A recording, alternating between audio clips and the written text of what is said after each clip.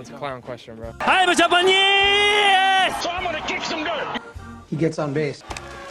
Just a bit outside. I'm not the type of player that's going to be Johnny Hustle. If you don't want me to watch the ball, you can go get it out of the ocean.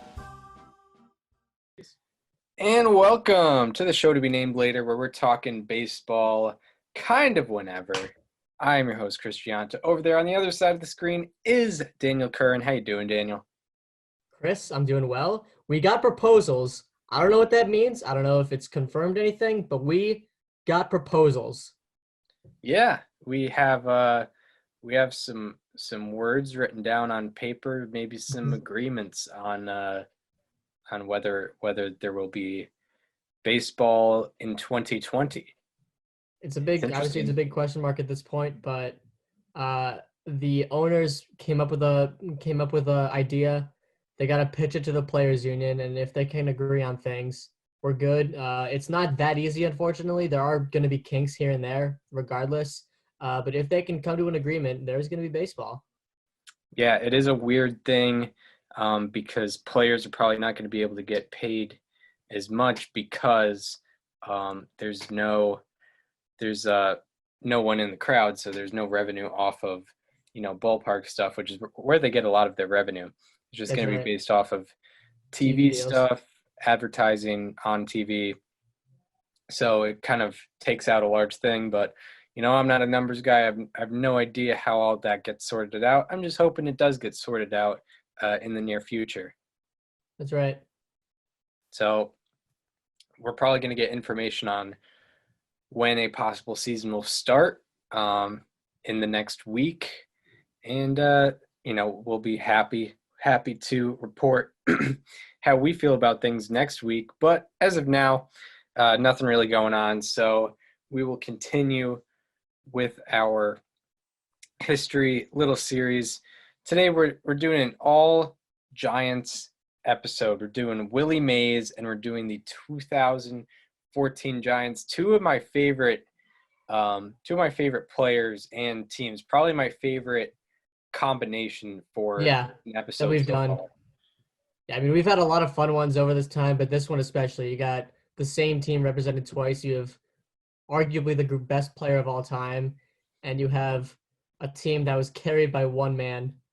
Yeah, carried by one man and just not really dominant. They were an old team too. I mean, their pitching staff, the average age of their pitching staff was the oldest in the MLB by 1.6 years.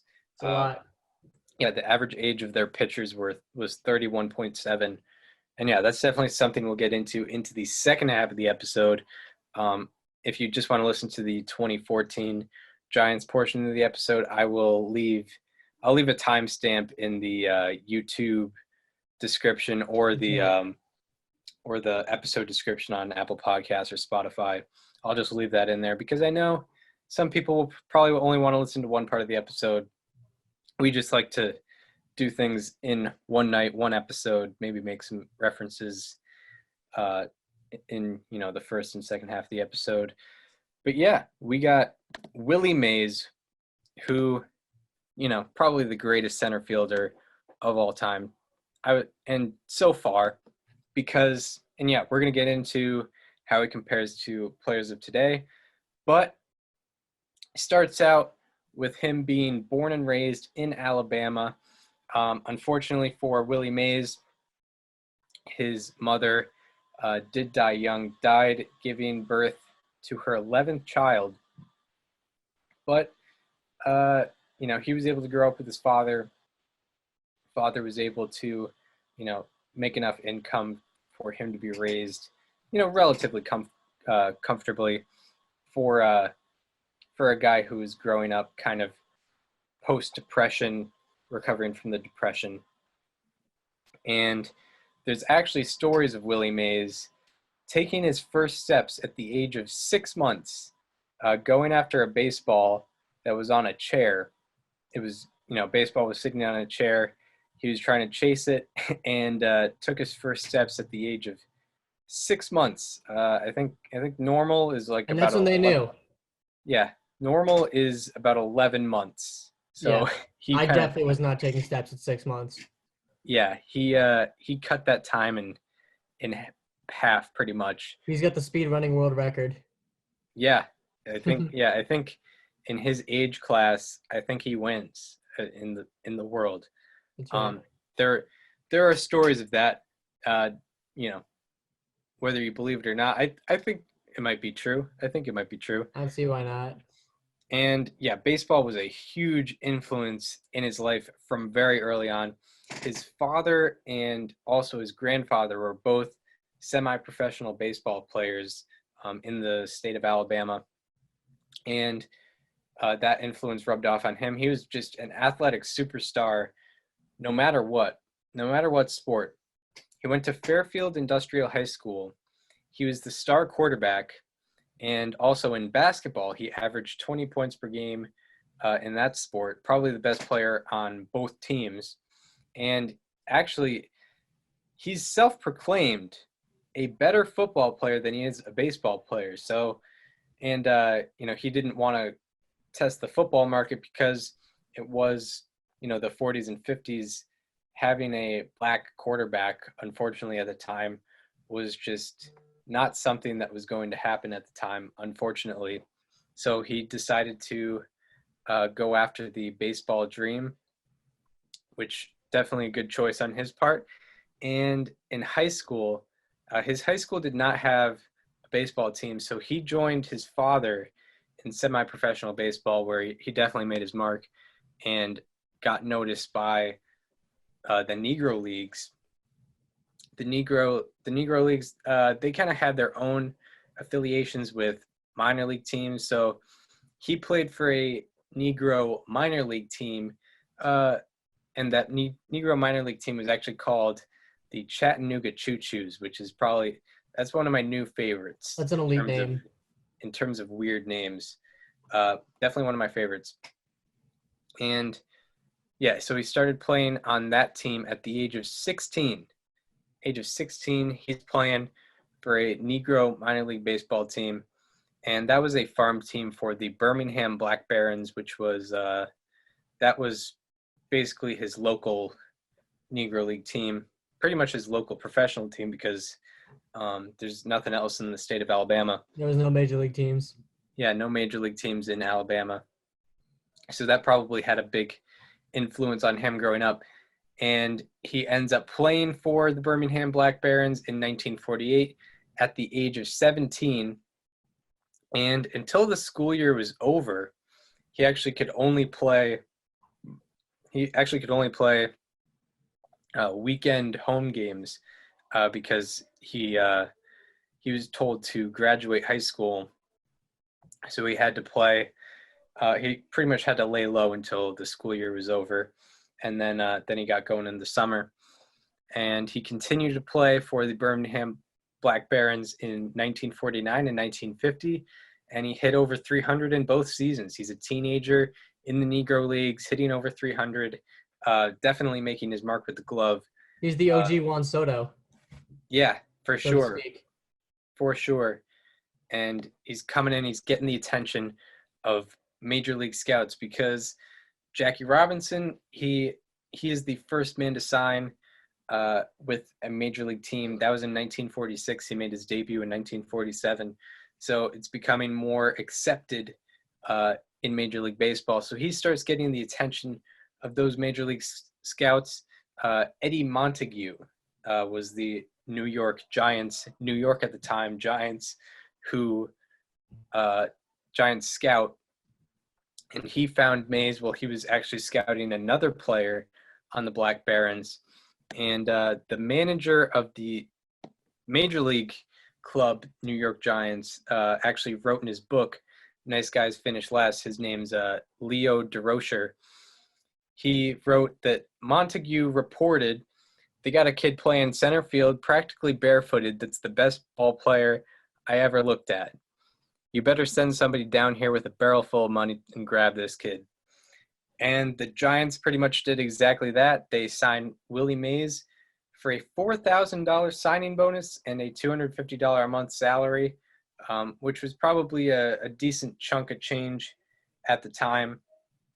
And definitely that would be a preview for the amount of change he would be raking in later in his career when he eventually became the best player in the game.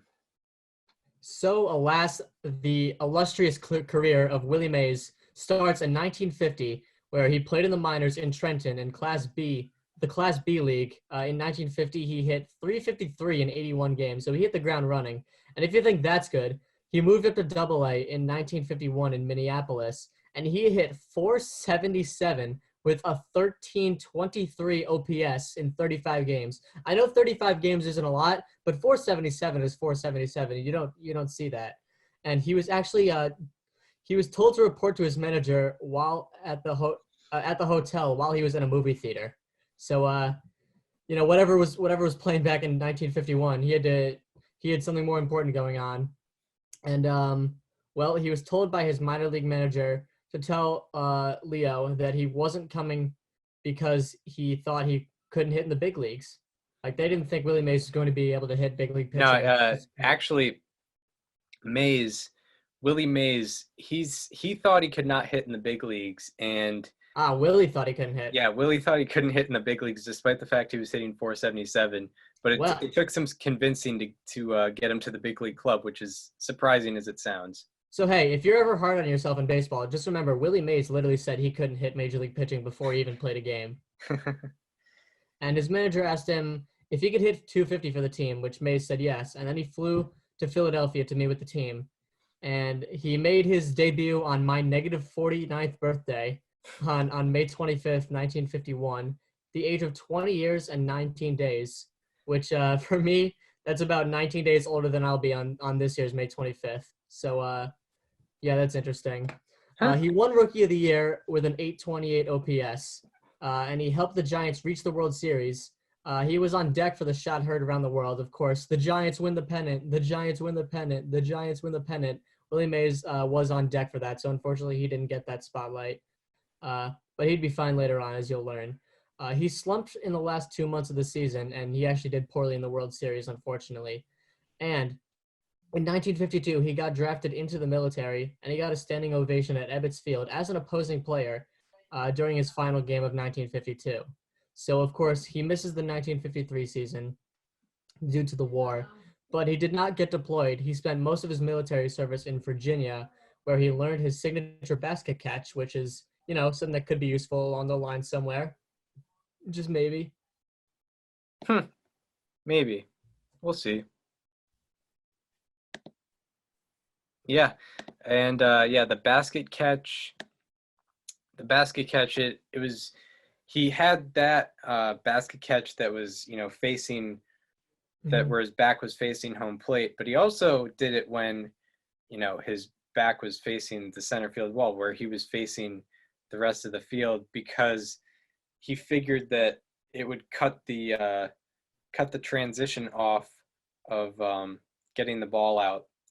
The arm path would be shorter, and he could get it in quicker, which is maybe part of the reason maybe that he won 12 Gold Gloves and is one of the greatest defensive outfielders of all time. But he comes back from military service.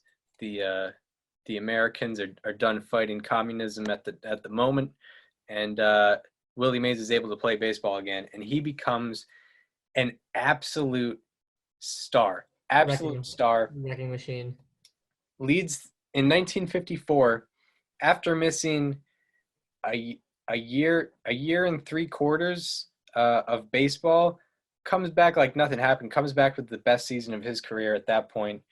Maybe in his entire career. You could debate.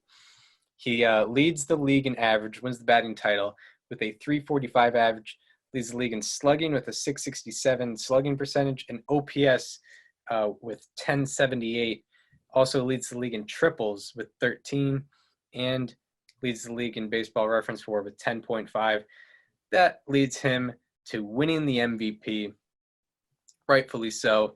And fun fact about Willie Mays' age 23 season, it is tied for the highest baseball reference WAR in a season for players 23 and younger. Crazy. Tied with a few different guys, but tied for the highest nonetheless. And that season, he has that great offensive season. But what he's remembered for most is what he did in the field. For what he did in the field, he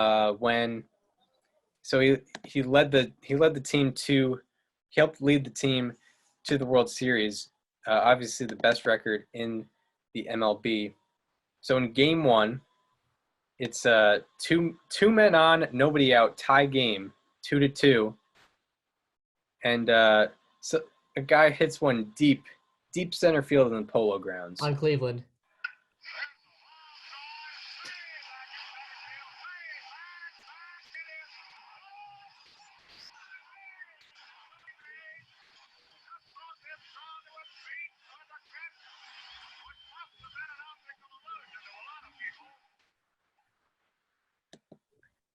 That is known as the catch, the baseball version of the catch. That's right. Rightfully so.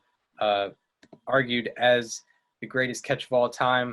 There's probably some modern ones that could spark debate for sure, but an awesome catch nonetheless. I think Foolish Baseball actually did a good video. A full piece on it, yeah. Yeah, analyzing the catch and showing that, it's not overrated. It's not really underrated. It is a great catch. And Not only that, but like the dimensions of Polo Grounds are super underrated. Like that's probably gone at most modern ballparks. Yeah. And what the historians say about the catch is what was even more impressive was the throw, the awareness to turn around and throw the ball at a crazy transition speed. And you also consider, you mentioned the Polo Grounds were about like 480 feet from center field. Guy could have tagged up from second and scored from second, but instead he only goes to third. Walked home. Yeah, and instead he only goes to third. And the Giants win that game partially because of that catch. He didn't get the winning hit or anything, but played a huge role in that World Series. Also in that World Series, he had a 444 on base percentage and an 802 OPS. The Giants sweep that series against Cleveland and they win. Willie Mays is a World Series champion at the age of 23. And I feel like that doesn't get enough attention. Like Willie Mays made that catch at age 23. Yeah, and he was doing that, and we're going to make some modern comparisons later on, but yes, we are. He's definitely he was like I would say he's the first guy that was doing what he was doing. Mm-hmm. He was the first like true 5-tool player in the live ball era. Absolutely, no doubt about it. Yeah. So in 1955, he continues his dominance. He steals a career high 24 bases, and then he also sets a career high in home runs. Leads the league in home runs with 51, also leads the league in triples. Not a lot of times you see guys lead the league in both home runs and triples. Has a slugging percentage of also, you don't just see 659. people hitting 13 triples in one season like he did. Yeah, you don't see things like that happen anymore. Maybe the Polo Grounds helped him out a Polo little Grounds bit. absolutely played a factor. Yeah. He If also you've ever played MLB The Show, you know those gaps are enormous. Yeah. I wish I would get the PlayStation and test that ballpark out because it seems like a lot of fun. Well, I think they've announced that like the show is coming to Xbox soon though. Yeah, I think for in the next couple of years. MLB The Show 21 or 22 or something like that. Yes. Yeah. So anyway, Willie Mays, he's a guy you should have on Diamond Dynasty. I guess we're advertising MLB The Show now, but he's the guy you should get on Diamond Dynasty for sure. I don't know if they have the rights to his name yet. I don't play too much, but they should, man. I'd have to check again. Hold on, let me check if Willie Mays is in MLB The Show. I'll talk more about his 1955 season as you're looking that up. Leads the league in slugging, leads the league in OPS, and leads the league in baseball reference WAR. Unfortunately for him, only finishes fourth in the MVP voting, which I guess he is. He has a 99 overall card in MLB The Show. Good. That's good. There you go. That's good to hear. So that 99 overall player in 1956 continues dominance, has a 926 OPS, and also leads the league in stolen bases with 40. In 1957, he takes things up a notch again. Leads the league in slugging at 626, leads the league in stolen bases with 38, leads the league in OPS plus with 173, and also leads the league in wins above replacement with 8.3. It is the only then 1957, the only season in baseball history with 35 plus home runs and 20 plus triples. The only season in baseball history. Willie Mays did that in 1957. That wasn't even his best year. That was probably middle of the pack. And he's doing things that no one had ever done in baseball history. And wins his first Gold Glove in 1957, wins his first Gold Glove in the awards inaugural year. Gold Glove was introduced in 1957. Willie Mays is winning that award immediately, and he finishes fourth in the MVP for the second consecutive year. And unfortunately for, I guess, him and New York City, he has to leave and go to San Francisco after 1957. And he was really inundated in baseball culture, or he was inundated in New York baseball culture, which ultimately was kind of baseball culture at the time. You've got the Yankees, who that was their peak. The 40s and 50s were their absolute peak. They were winning World Series like it was nothing. You had the Brooklyn Dodgers, who always seemed to be facing the Yankees in the World Series. And then you had the New York Giants, who recently got Willie Mays. They win the World Series in 1954. And he was part of a trio of New York center fielders that absolutely captured the baseball world. It was him, it was Mickey Mantle on the Yankees, and it was Duke Snider on the Brooklyn Dodgers, all Hall of Famers, obviously. And that was, 1950s baseball, it was Willie, Mickey, and the Duke. There was a song in 1981 made by Terry Cashman. It was called Willie, Mickey, and the Duke. It's also known as Talkin' Baseball. I don't know if the audience has heard it. It goes like Talkin' Baseball, Mazuski, Campanella. So it goes like that. And the ultimate title of the song is Willie, Mickey, and the Duke. And the reason it was made is because, that was 50s baseball culture, post-integration baseball culture. That's right. Yep. So Mays was, very well liked in New York, and he felt at home there. He would play stickball in the streets after games in New York. And when the team went to San Francisco, there was a lot of appreciation for Mays that went away. Unfortunately for him, he was not welcomed into the city with open arms. In fact, he had a brick thrown through his window immediately buying after his first home. And, the fans in San Francisco preferred the more homegrown guys such as Orlando Cepeda and Willie McCovey. So Mays was not treated too kindly, but that didn't mean he wasn't still raking. In 1958, he hit .347 with a league-leading 1002 OPS. He led the league in stolen bases with 31. He also led the league in B-WAR, 10.2. Unfortunately, he lost the MVP to Ernie Banks, but he had 47 home runs and 129 RBI. So it's really hard to blame him there. But in 1959, he has a 964 OPS, bit of a down year, but still a 964 OPS is nothing to put shame on. He also had a league-leading 27 stolen bases, and he finished sixth in the MVP voting. In 1960, he leads the league in hits with 190. He has a 936 OPS, 25 stolen bases. He's still a great power hitter and a great stealer, which is not something you see very often. And he finishes third in the MVP voting. Yeah, and as you mentioned, a big-time power hitter. And, his home run numbers kind of dipped in the middle there, but it starts to rise as he gets into his 30s. In 1961, he hits 40 home runs again, has a 977 OPS, also 18 stolen bases, and he finishes sixth in the MVP voting But the highlight of the season ultimately was when on April 30th, they're in Milwaukee to face the Braves. And Willie Mays does something that only 4 men had done prior to him. The Braves beat the Giants in Milwaukee, and baseball history is being made by Willie Mays, who faces Lou Burnett in the first inning and promptly smashes his first home run of the day. Only 8 men, including the great Lou Gehrig, have hit 4 home runs in one game. Today, Willie is joining that select circle.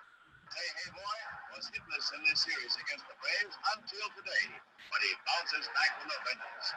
His round tripper in the fourth is a 400-foot belt.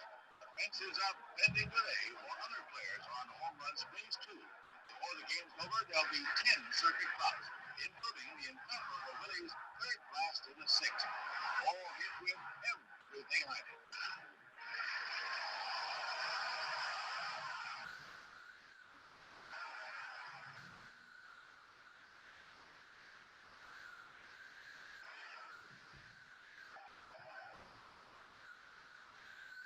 Milwaukee crowd is all for Willie now as he steps in the 8th and proceeds to poke his record-tying homer into the stands. Until today, Willie thought he was in a batting slump. Well, he found the cure by scattering baseballs into the bleachers. It was Mays Day in Milwaukee as Willie found his page in the record book.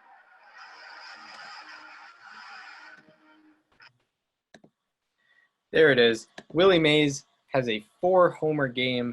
That's basically probably the ultimate single game achievement you can get. That's basically the hitter version of a perfect game.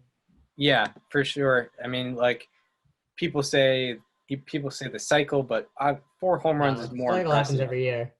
Yeah, 4 home run games are more impressive. I think there's only 17 right now. I think There were there's 3 actually, in the last decade. Yeah, and I think there is less 4 home run games than perfect games. Not saying that it's more difficult, but it's Well, I kind mean, of I'm on the just same saying level. there's 9 chances to get a perfect game. Actually, there's 18 chances to get a 4 home run game every game. There's only 2 chances to get a perfect game. Yeah, You know what I'm saying? yeah. There's 9 guys in the lineup and 1 pitcher. So So it he definitely does that on Yeah. April 30th, 1961, has another spectacular season.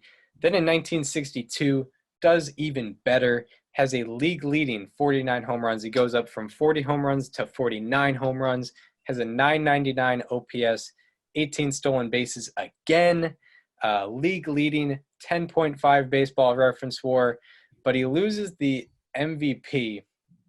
So there's probably 2 bad MVP losses for Willie Mays, two bad ones, and then you could debate, the others. He loses to a man, Maury Wills. Maury Wills had a 720 OPS and a 6.0 baseball reference WAR, but apparently because he had 104 stolen bases, he was more valuable than Willie Mays, according to the baseball writers. And it's not even like it was a team thing. It's not like the Dodgers did better. The Giants actually beat the Dodgers in a 3-game playoff to win the pennant. So I don't know what the writers were thinking with this one. It's an absolute travesty. I mean, I think if this season plays out today, I don't know. A season like this can't play out today because nobody's stealing 104 bases in one season. Like, let's just clear that up. Yeah, for sure. Also, how does he have 49 home runs and not get 1,000 OPS? That is one question I do have. He must have walked a lot as well or something. Yeah, might have not had a lot of doubles. Yeah. But yeah, I guess he just was on the home run train. Yeah, you don't really see that a lot. Maybe in today's game you will, but don't really see that a lot. So as I mentioned, the Giants have to go to a 3-game playoff series against the Brooklyn Dodgers, something they had actually done 11 years prior. They play a 3-game playoff series because, it's 3 games because there's only one team from the National League that's going to get in the playoffs. It's 1962. Those were the rules at the time. And in the 3-game playoff, The Giants win in 3. Willie Mays was absolutely on a tear in that series. Went 5 for 11 with 3 walks, had 2 home runs to go along with 4 RBI. Definitely a big reason why the Giants got to the pennant, or to the World Series, won the pennant, got to the World Series. Didn't have the greatest World Series performance, though, and they end up losing in what I believe I don't know if it was a shorter series or a longer series. Didn't do very well, but doesn't really take away from the season. Probably should have won MVP. And then in 1963, he starts raking in the cash, becomes the highest paid baseball player in the league. He's making $105,000 a year now. And, he definitely backs up why he's the highest paid baseball player in the MLB. He hits 38 home runs with a 962 OPS, leads the league in Baseball Reference WAR again. It's a 10.6 win season for him, and he finishes 5th in the most valuable player voting. Then in 1964 was another travesty that he didn't win the MVP. He leads the league in home runs, slugging, OPS, and Baseball Reference WAR. He had 47 home runs, 607 slugging, 990 OPS with an 11.0 Baseball Reference WAR. You rarely ever see an 11.0 Baseball Reference WAR, and it's pointed out very hard in this season. Also had 19 stolen bases.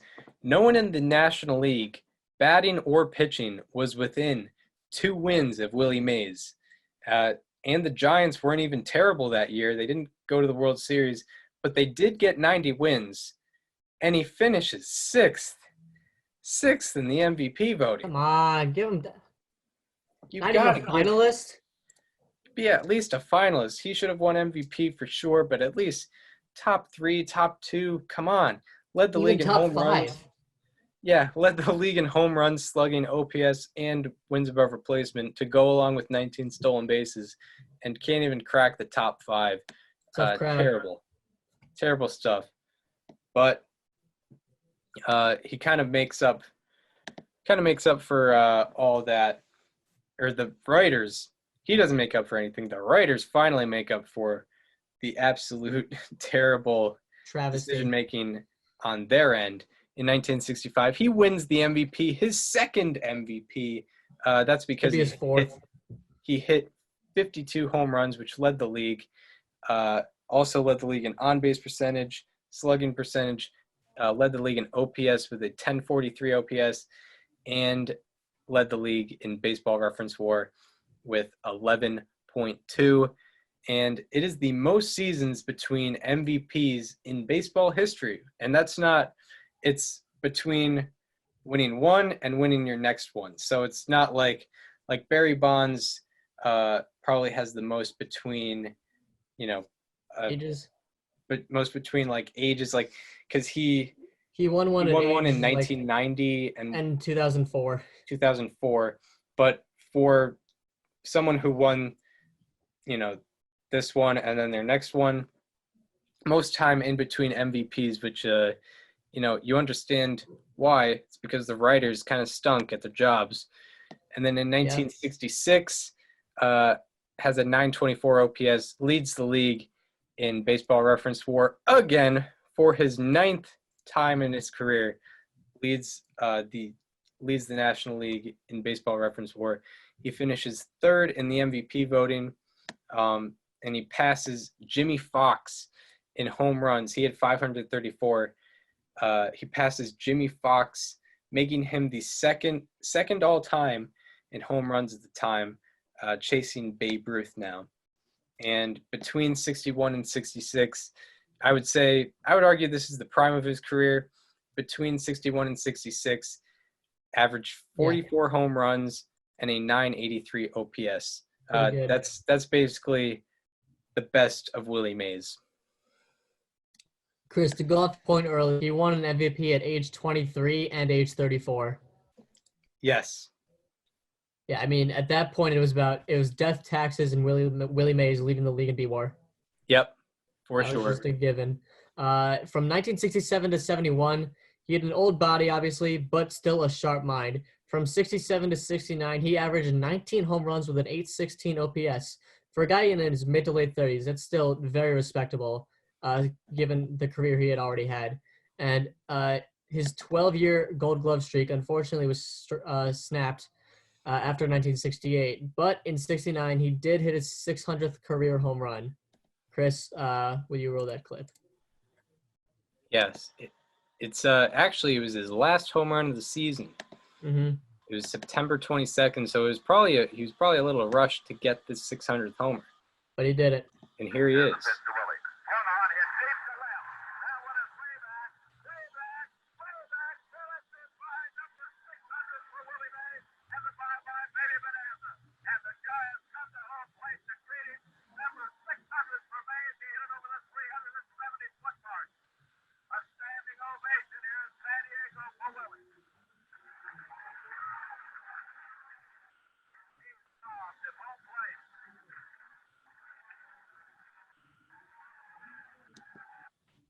Would he have been the second player to get to 600?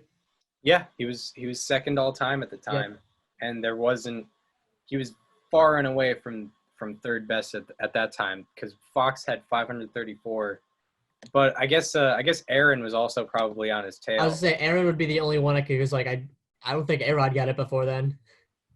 Yeah, I don't know, but Hank Pujols Aaron may have snuck in there. Hank Aaron Tomei, started maybe. his career in Sosa. yeah. Hank Aaron started his career in 1954. Mays started in 1951. Yeah. I'm not sure. I think it's a safe bet because Aaron got his 715th when there was color TV. So Yeah, I think it's safe to say that Willie Mays got to 600 first. Mm-hmm. Yeah, probably. I'm gonna look that up. Yeah, while Chris looks that up, in 1970, he hit 28 home runs, a 390 on base, and an 897 OPS. And also, when Chris is ready to get this up, on July 18th of that year, he got his 3,000th hit. That is loud. Sorry. He got his 3,000th hit on July 18th of that year.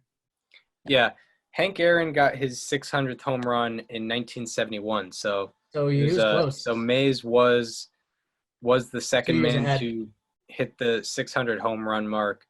And then he becomes the 10th man in baseball history to hit the 3,000 hit mark. That's right. Now there's 32. And after this advertisement, we're gonna take a look at this one. Yeah. We tried to open up all the tabs last week, but it slowed the internet down, and we had to eventually. Oh, audio.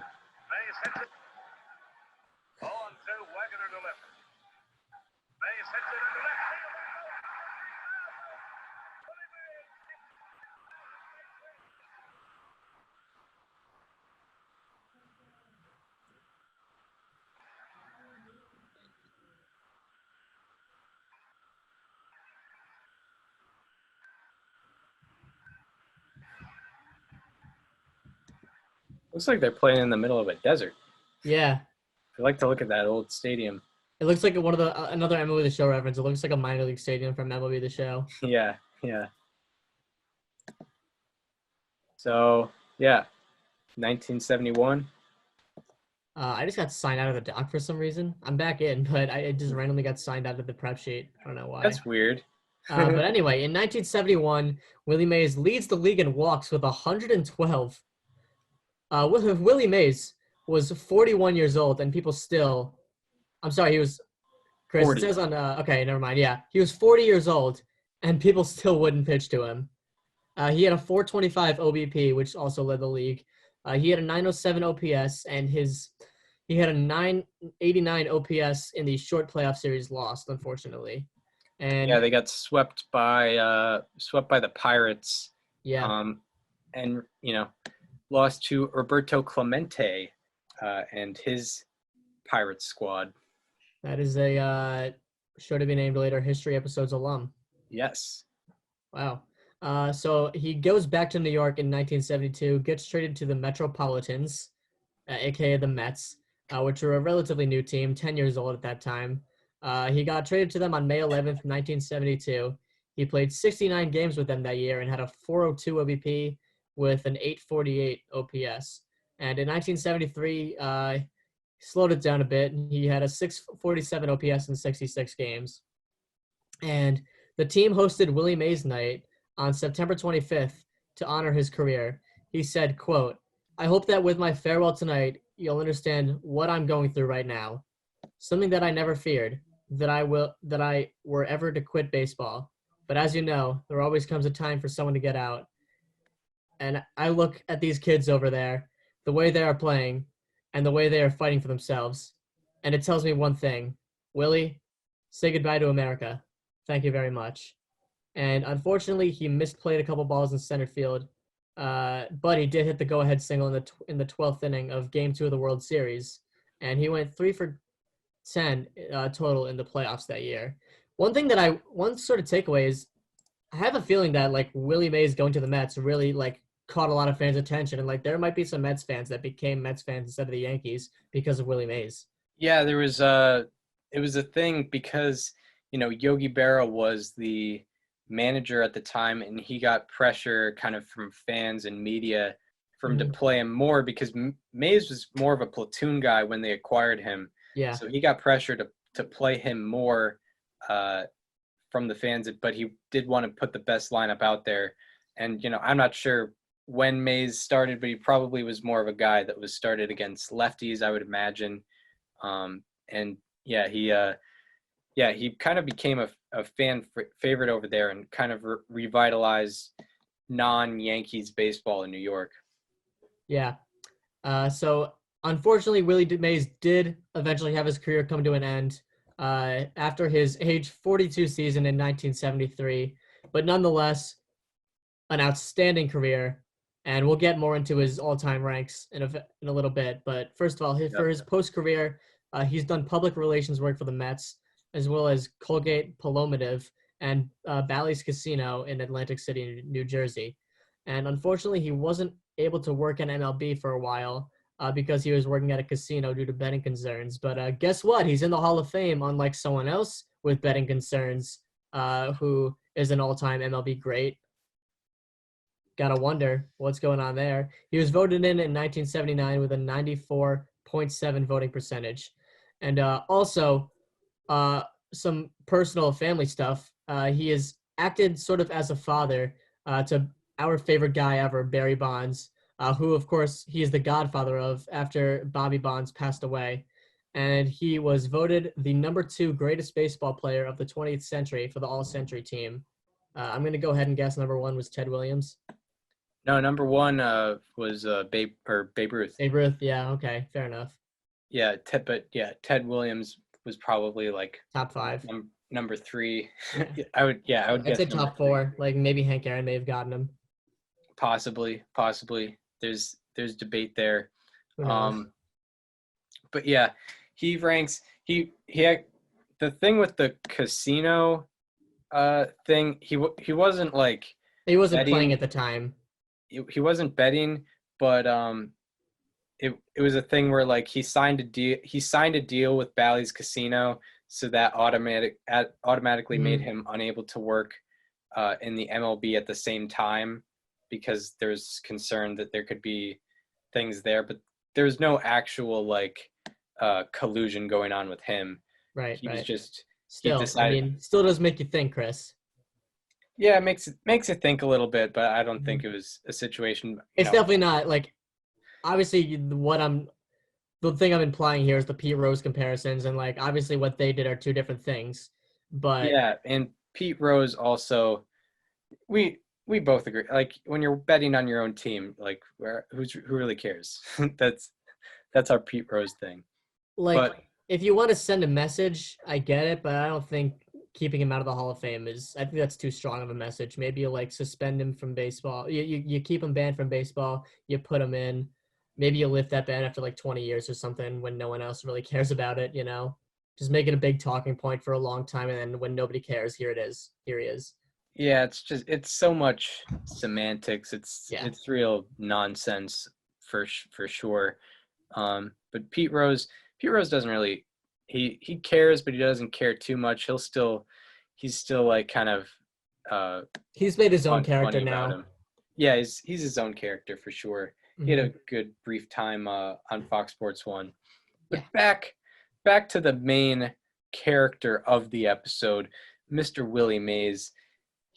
Where he ranks all time, he ranks like no one else. He's 12th all time in hits currently with 3,283. 12th all time in RBI with 1,903. 7th all time in runs scored. 6th all time in extra base hits. 5th all time in home runs with 660 home runs. Could be 6th all time soon because of a man that we talked about last week. If you want to check out the Albert Pujols episode, He's at 656. We have that episode from last week. But back to Willie Mays, he's also 3rd all time in total bases, which is pretty surprising to me. He is also going back to another show to be named later, history alum, Roberto Clemente. He's tied for the most Gold Gloves as an outfielder with Roberto Clemente with 12. Both of them in their own years had 12 straight Gold Gloves. So they are tied for most Gold Gloves as an outfielder with 12. He also has the second most. He's led the league. He's led the National League in wins above replacement among both pitchers and batters 9 times. That is the second most amount of times in any league, in National League or American League. And he also is tied for the second most amount of 10-win seasons. Had 6 10-win seasons. That's tied for the second most amount of 10-win seasons, and the only player to have more than 3 10-win seasons since Willie Mays. He's the only player.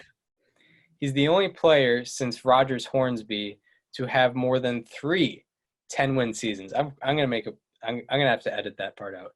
But he's the only player to have more than 3 10-win seasons than Rogers Hornsby. A lot of numbers there. But Mike Trout could be chasing him. Mike Trout currently has 3 10-win seasons. He's heading into his age 29 season. He currently has 3 10-win seasons, and it kind of sparks a thing of comparing the two, because Mike Trout is what Willie Mays was. Through each of their first 9 seasons, kind of had same career trajectories. Trout had a short first season because he was called up in July, and Willie Mays had a short second season because he went into military service. So through their first 9 seasons, they're within 19 games of each other. They're within 29 plate appearances of each other. They're within 19 runs scored of each other. They're within 18 doubles of each other. They're within 6 home runs of each other, within 4 points of slugging percentage with each other, and within 25 points of OPS with each other. Mike Trout, through his first 9 seasons, has 72.8 wins above replacement, according to Baseball Reference. And Willie Mays, through his first 9 seasons, had 68.1. So they're within 5 wins above replacement of each other in the first 9 seasons. And also, something that is exactly the same between both of them, they have both led their respective league in position player WAR 5 times in their first 9 seasons. Both of them did it 5 times in their first 9 seasons. And Willie Mays is he's definitely the best player in Giants history. He leads the Giants in wins above replacement, offensive wins above replacement, games played, plate appearances, at-bats, runs scored, hits, total bases, doubles, home runs, And also, he's third among Giants in stolen bases. So he gets all the power numbers, gets all the hitting measures, and he's still stealing bases for the Giants. And, why I kind of chose Willie Mays, why I love Willie Mays, why I love talking about him. He was a representative of something in baseball. No one had ever seen a player like Willie Mays. He's the ultimate example of a five-tool player, and he was probably the first five-tool player ultimately. And My ball era, I'd say. It's exemplified when he became the first member of the 300 home run, 300 stolen base club. Now, a few players have done it since then, but he was the first. He was the first guy to do that. He opened the door for everyone else. And he did that while he was winning Gold Gloves. That's a Yep. five-tool player, and no one had ever seen anything like that. And also, you think geographically, he is one of the faces of both New York baseball and West Coast baseball. Mm-hmm. He was at the peak of New York baseball with, Willie, Mickey, and the Duke. It's the peak of the Yankees, peak of the Dodgers, probably peak of the Giants before, the 2010s. Peak of the New York Giants for sure. And he's part of that culture. And then he goes to the West Coast, and he kind of breaks open as a West Coast baseball player. That's where he spends most of his career, and kind of brings professional baseball to the West Coast.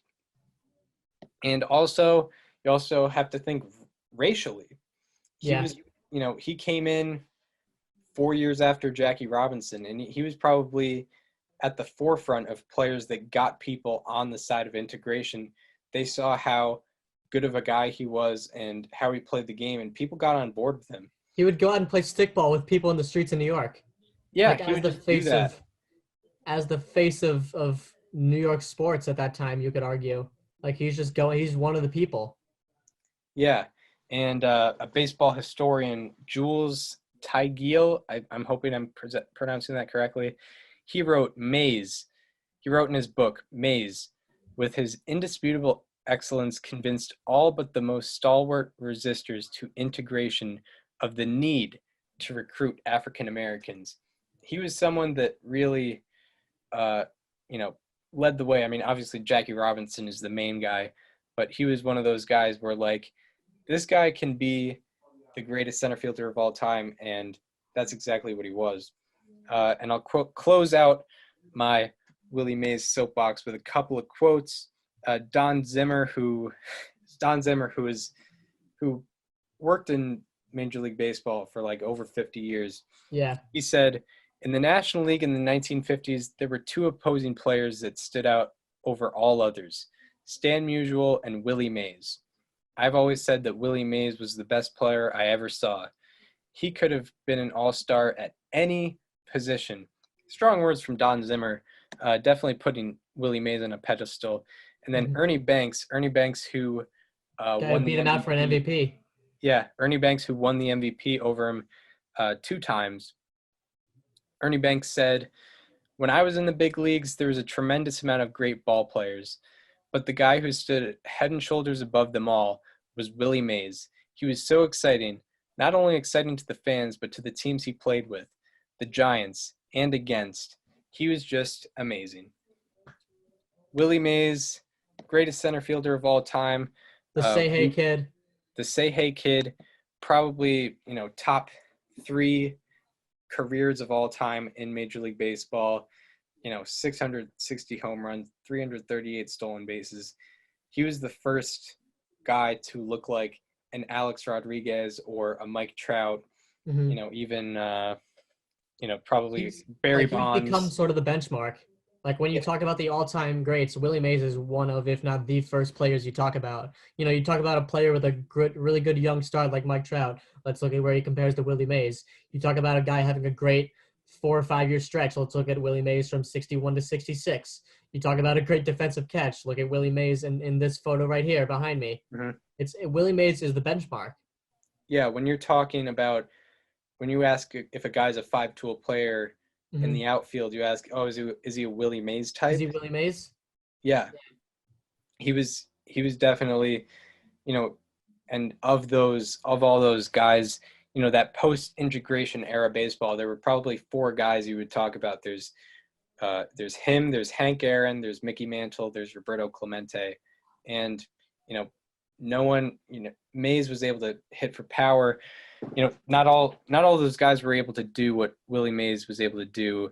You know, hitting for power, hitting for average, having a good glove, being able to throw the baseball, and being able to steal bases. No one was able to do all 5 of those things like Willie Mays. And Yep. you know, there's maybe 1 or 2 guys that have been able to do it like him since then, and they're a special group of players. So that ends our Willie Mays portion of the episode. Yeah. We will be right back talking about the 2014 Giants and their historical run. Go on. And we're back talking about the 2014 San Francisco Giants.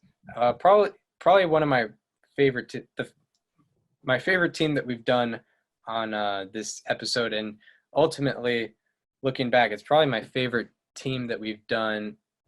My favorite Giants team that we could have done. Yeah. Glad you chose this one. What were the Giants looking like in spring training? Well, Chris, they had gone through a World Series hangover in 2013. Of course, they win the World Series in 2010, missed the playoffs in 11, win the World Series in 2012, missed the postseason in 2013. So they had a bit of a pattern going, and they had a lot of high expectations if they wanted to keep said pattern alive in 2014. They had a 76-86 record in 2013, which tied for 3rd in the NL West. And most of the 2010 and 2012 teams were still there, but the problems were that they weren't getting any younger. The core was kind of aging.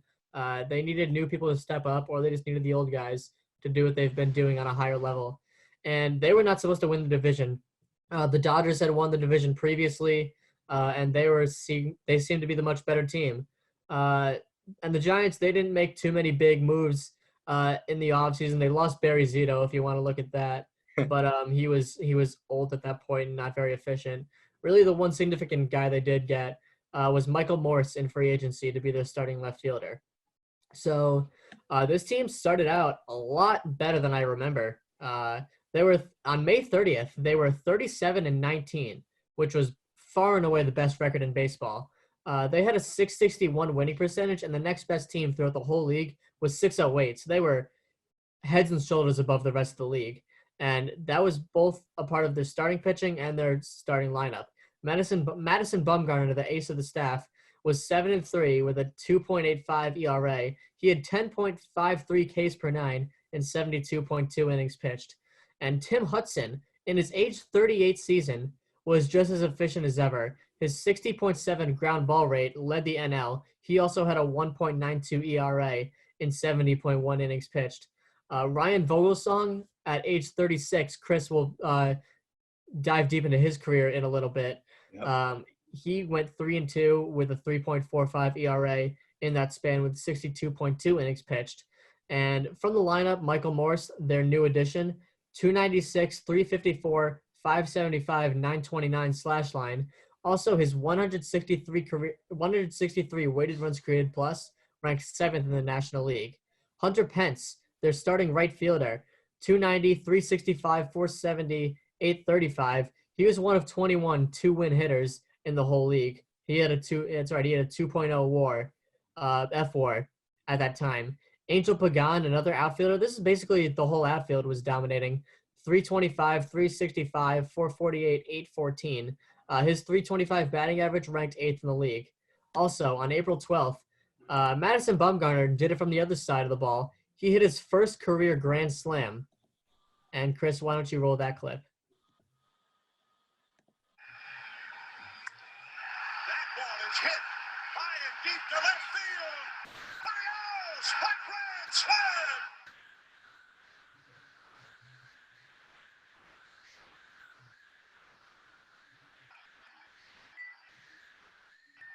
Bumgarner's 3rd career homer, and this one was a grand salami.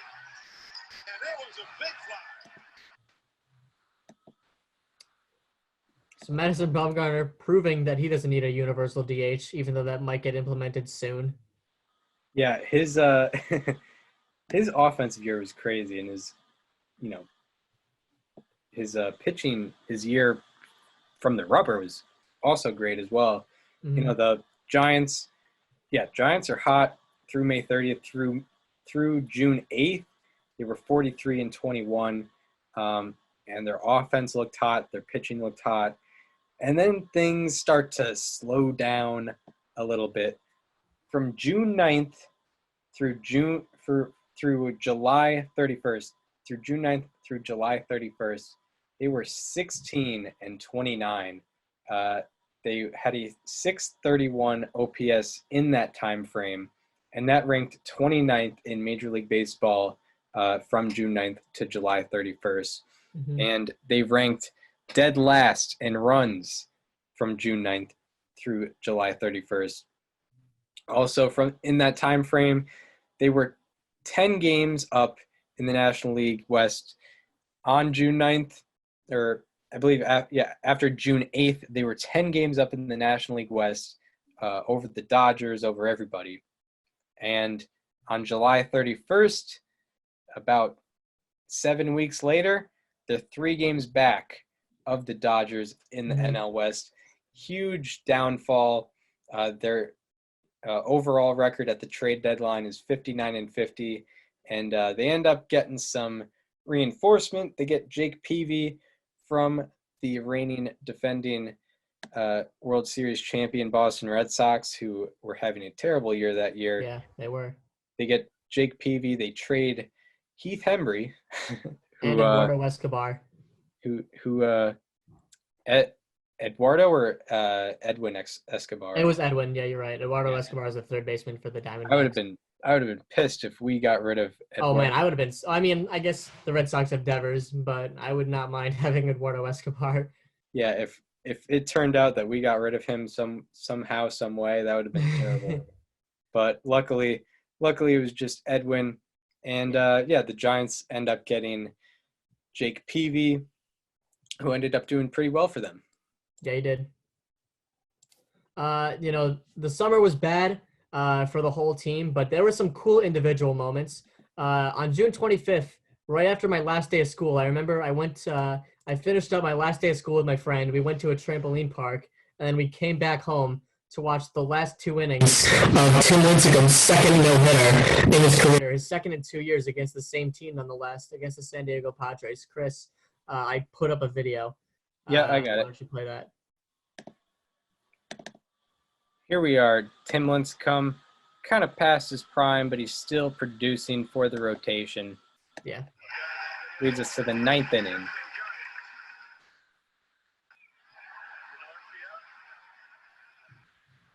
Hector Sanchez behind the plate.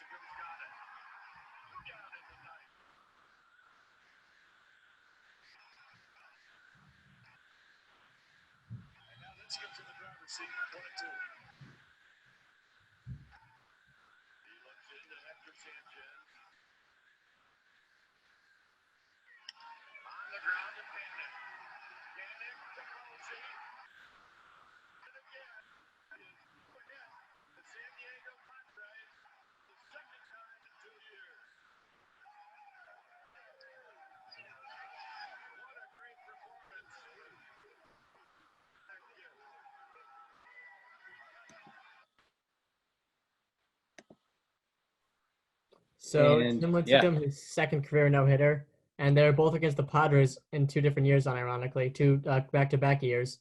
Santiago Casilla took over the closer role on July 5th, and he went 17 for 18 in save opportunities after that, a 170 ERA for the whole year.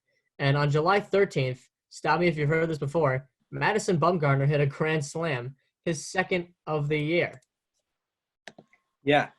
He, it was a game where Buster Posey had actually hit a grand slam earlier in the game. Yeah, and you got that's bases a loaded. battery if I've never seen one. Yeah, and we'll get into the awards that they won. But here's Madison Bumgarner with the bases loaded. Pitch. And a swing and a drive. Left field and deep. Unbelievable. This place is losing its mind. Bumgarner, his second grand slam of the year, and the Giants lead 8-1. I don't believe it. KNBR with the call once again. I can't wait for when Madison Bumgarner pinch hits this year for the Diamondbacks. It's gonna be great. Also, Madison Bumgarner, Tim Hudson, and Hunter Pence all made the All-Star teams this year for the Giants. And speaking of Hunter Pence, around early August, he started getting abused by forms of bullying by Major League Baseball fan bases across the world. Warning, this is not family-friendly content. We try to be a family-friendly show, but we're just going to put a warning on what you're about to see. It might be graphic. Scoreboard. This is where Hunter Pence, of course, plays. He's stepping to the plate. If you are a baseball fan, you probably know about this kind of social media thing that's going on with Hunter Pence because fans love him. And what you're supposed to do is make a sign that basically says something you see here, like Hunter Pence got a B in gym. Hunter Pence clips coupons. It's all innocent fun, and Hunter Pence is taking a liking to it. So, does it look cool? It has been funny. I read some stuff on it. Yeah, I read some stuff on it last week. And he's a fan favorite in San Francisco. Evidently, he has some fans here in Denver. So folks read the internet up to speed on Hunter and Rocky stats on him, and you understand why. Yeah, I mean, that is absolutely disgusting behavior if I've ever seen it, Chris. You know, if Yeah, you want to yeah, poke and fun at a player, I know it is. I know it's a little lighter, but we talk about these guys in the integration era, and Hunter Pence is kind of facing not on the same scale, but that scale, close. that bullying, that type of bullying. Yeah. You could see that type of stuff. It had been, probably 50, 60 years since we've seen that bullying. And that's pretty disgusting. I mean, How long do you think that guy's sentence was? Sentence for what? Prison.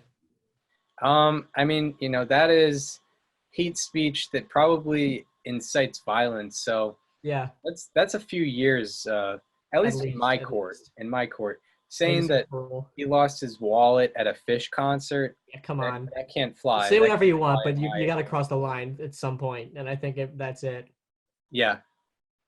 I mean, absolutely disgusting behavior from that. Not just Colorado Rocky fans, as you just saw there. This was happening in New York. It happened in Kansas City. It happened in numerous different places. MLB Network even did a segment about it. I mean, why are they encouraging this? I mean, it's disgusting to say the least. Yeah. It's absolutely disturbing images. I'm sorry you guys had to see that. But the Giants did have a strong finish to the regular season. In August and September, they were kind of treading water with a 29-24 record, but they were able to make the playoffs. Jake Peavy was a big part of that, a 2.17 ERA in 78.2 innings pitched after his acquisition. And also he had a 1.35 ERA in his final 60 innings in his final 9 starts, which led off qualifying pitchers from August 13th on. So he was huge for San Francisco. The 88-74 record got them the second wild card spot, thanks to the Brewers going 9-17 in the month of September. And after the last regular season game, Hunter Pence grabbed a mic, got to the pitcher's mound, gathered the team together, and gave a speech for the ages before the team went off to Pittsburgh to play in the wild card game. Now today, instead of just saying that we're together, we're going to be together. We're going to be that today. I want to do a little something with you guys. But before we get there, I'm going to tell you a little story about a meeting we had with the team and the staff on the first day of spring training about vision. We asked everyone, we said, today, we're going to pull every fiber of our beings collectively. I'm going to challenge each and every one of you, every fiber of your being, to see yourself as a World Series champion.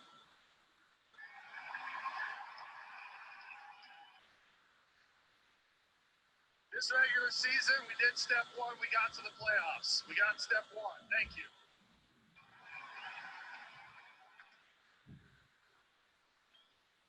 With that vision in mind, we want you guys to share this with us in this journey as we go into the postseason.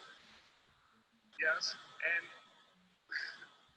as we share this vision, we had another vision early in the year. I don't know if any of you guys remember the yes movement. Do any of you guys remember a couple of the home runs we hit with a little yes, yes, yes? You guys remember that? We're going to do this together. We're going to share this right now because I want this vision to come to fruition. We had a vision of doing it with the whole stadium as one. So if you're not familiar, I'm going to tell you guys, you load up like this, load your guns, and when I throw my hand up, you throw your hands up and drop a yes, yes, yes. Are you guys ready? Here we go. Give me a yes, yes, yes. Okay, right there. Hold on. Right now, we're not guaranteed another game here at home.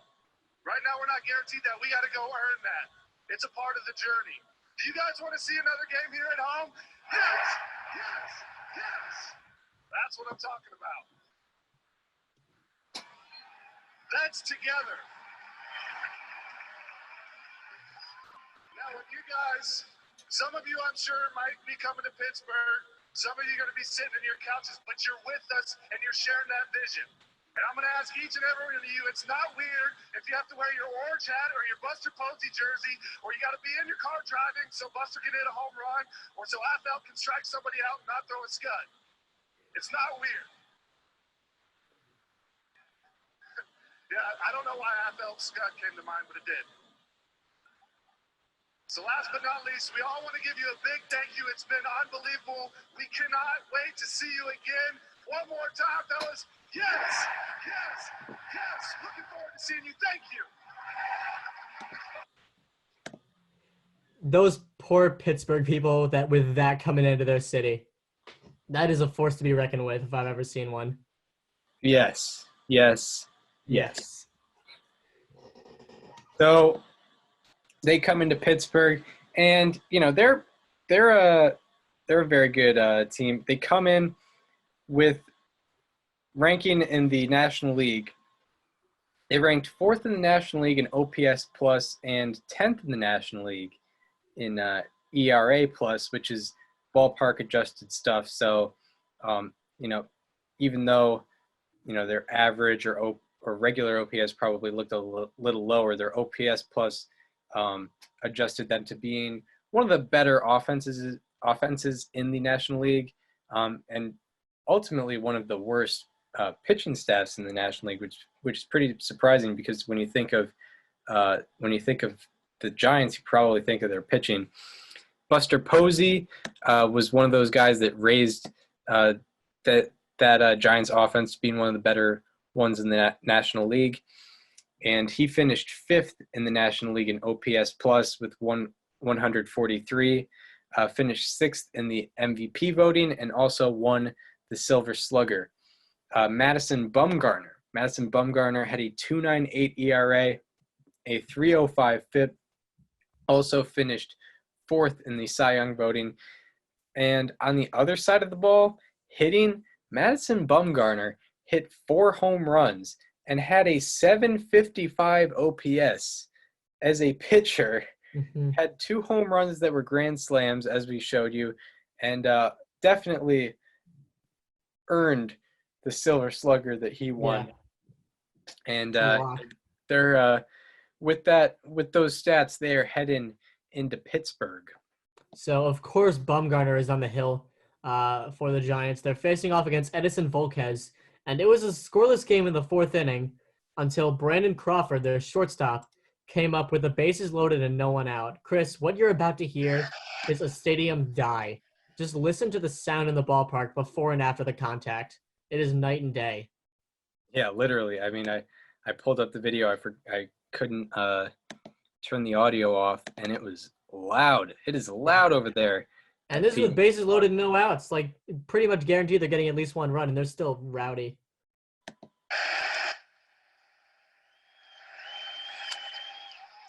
the curveball is hit high and deep to right field. It is gone. Brandon Brandon Crawford silences the crowd here in Pittsburgh with a grand slam. Dead silent.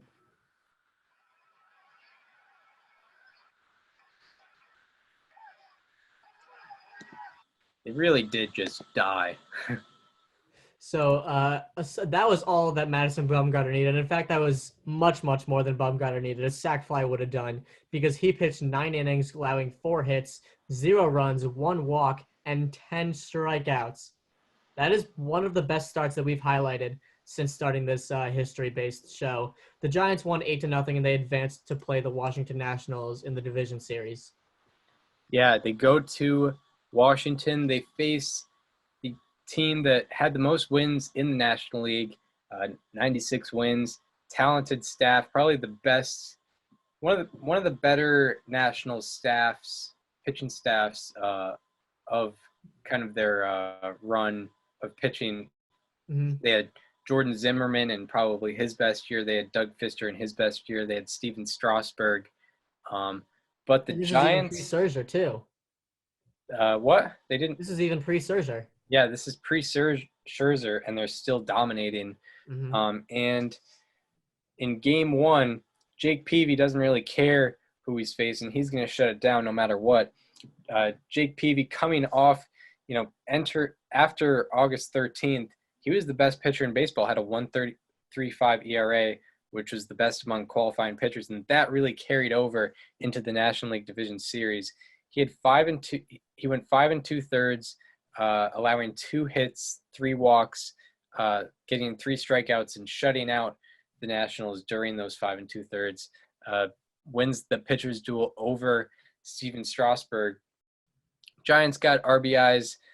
Giants scored off of Strasburg with RBIs from Buster Posey, Brandon Belt, and also 23-year-old rookie Joe Panik.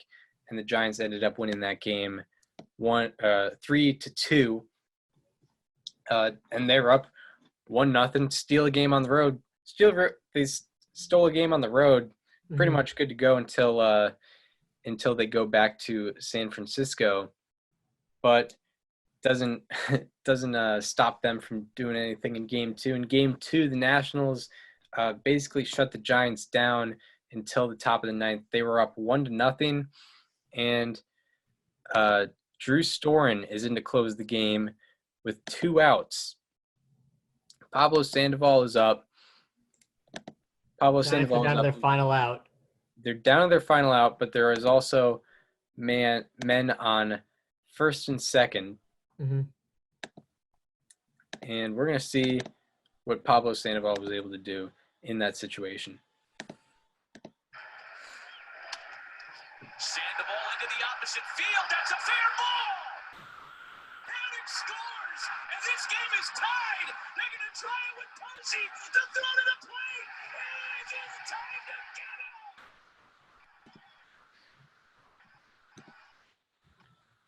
And that ties the game, and they are going to extras. And when we say extras, we mean extras.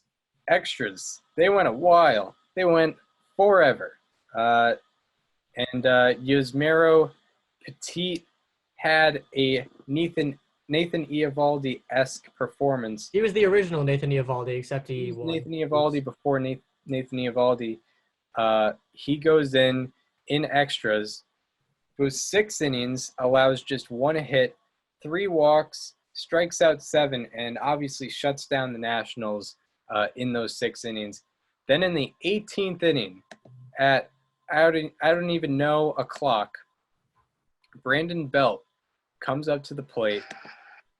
Brandon Belt comes up to the plate after the Giants have not scored for 8 innings. He comes up to the plate and gets this lead with 1 swing of the bat. Even you're getting into it now. Yeah. Belt with a drive, hammered to deep right field, and that one is gone.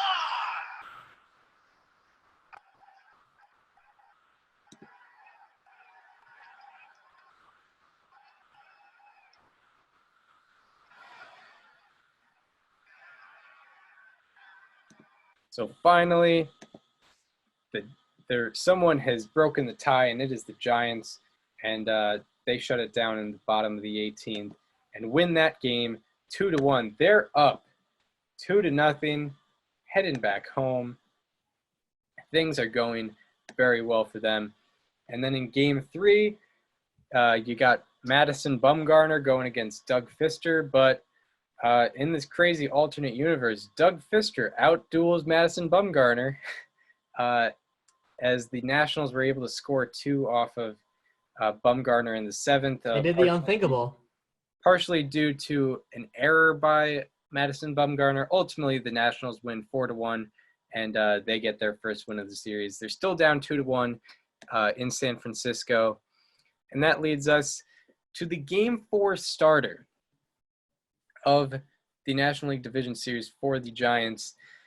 Ryan Vogelsong, when you talk about resilience, Chris, this is a story you've been waiting to tell for a while, and I was really happy when we landed on this team and you could tell this story. The resilience of the Giants of the 2010s. They were never really projected to win the World Series in the years that they won the World Series, but they won it. And that resilience is kind of exemplified with their 4-starter, Ryan Vogelsong. Ryan Vogelsong, let me tell you a little something about Ryan Vogelsong. He grew up in Akron, Pennsylvania. If you haven't heard of it, most people have not heard of it. I bet some people who live there don't even know they live there. Their population, that town, their population did not eclipse 1,000 people on the U.S. Census until the year 2000. There's about 1,200 people that live there. 1,200 people. That's the amount of people that probably go to your average person's high school. And that was the amount of people that lived. That's half the amount of people that go to our college. Yeah, just about. Less than that, actually. Yeah. And he was drafted in 1998 by the San Francisco Giants out of Kutztown University of Pennsylvania. If you haven't heard of Kutztown University of Pennsylvania, that's because they're a Division II school. And he was drafted in the 5th round out of a Division II school. I don't know. Guess he didn't have a lot of eyes on him beforehand. Then in 2001, he gets traded by the Giants, appears in 2 games with Pittsburgh before getting Tommy John surgery. So he gets Tommy John surgery early in his career and comes back in 2003. And from 2003 to 2006 with the Pirates, appears in 101 games. He started 31 of those appearances and had a 5.87 ERA in 274 and a third innings. And obviously after that, the major leagues don't really want anything to do with him. Flies halfway across the world, halfway across this globe, and pitches in Japan. Pitches in Japan for 3 years, probably in his prime years, from ages 29 to 31 in 2007 through 2009. Then he comes back to America, signs with the Phillies in 2010, and then got released mid-season after having a 4.91 ERA in 58 2/3 innings. Then 12 days later in 2010, signs with the Angels, and as an average season in the minors for the Angels, doesn't get re-signed by them. Then he goes to Venezuela to pitch in the Winter League in 2010 and 2011, and then goes back to where he was originally drafted by the Giants. Goes to the Giants in 2011. Then in the 2011 Giants, they were riddled by injuries.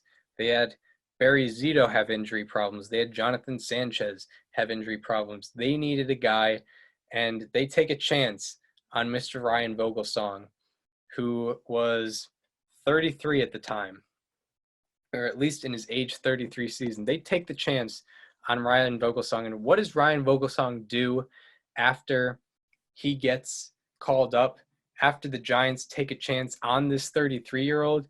He has a 2.17 ERA through the All-Star break and makes the All-Star team after not being in the big leagues since 2006.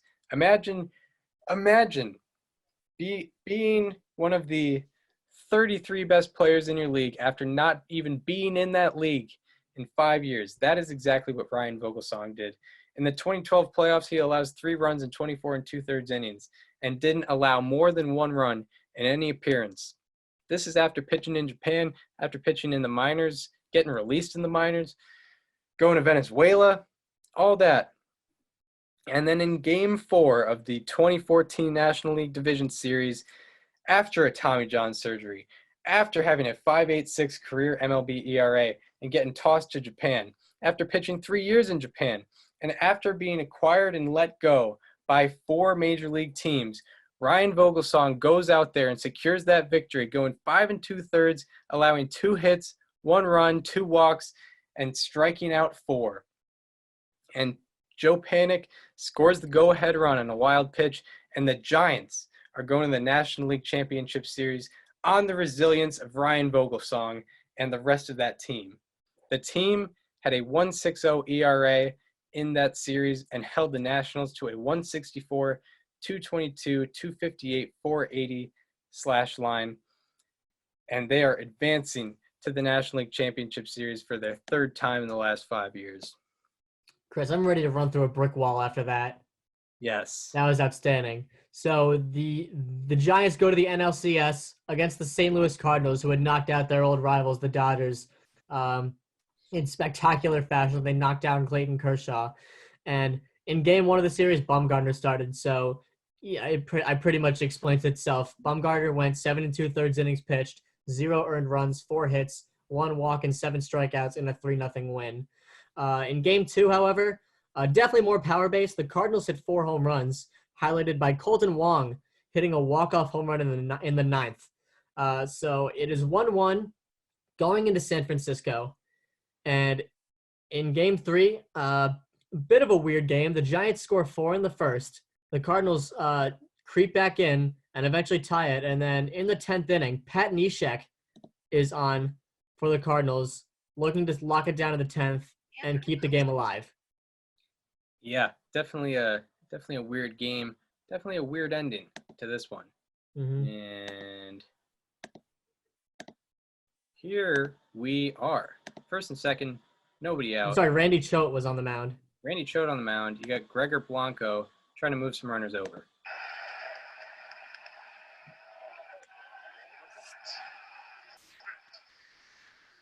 Whoops.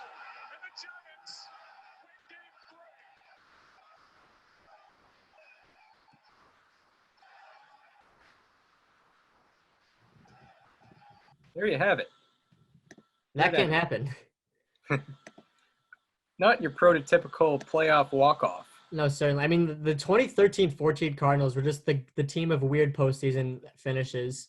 Like 2013 in the World Series, you have the obstruction call, and you have Colton Wong getting picked off, and then you have that. Yeah, all that was missing was like a walk-off. Yeah, the classic, the balk-off. Anyway, in Game 4, unfortunately for Vogelsong, he did struggle as they were behind 4-1, but the Giants scored 2 in the 3rd, then 3 in the 6th on some small ball, and of course, Yusmeiro Petit, the unsung hero of this team, pitched a shutout 3rd, 4th, 5th, and 6th. The Giants won. They were up 3-1 in the series. And in Game 5, Bumgarner, his worst start of – I'm reading this line. It's so funny because this is truly the worst start he had in the 2014 playoffs. He let out a weak 8 innings pitched, 5 hits, 2 walks, and 3 earned runs. I mean, that's just barely a quality start. Yeah. What are we doing here? So the Panik hits a 2-run home run.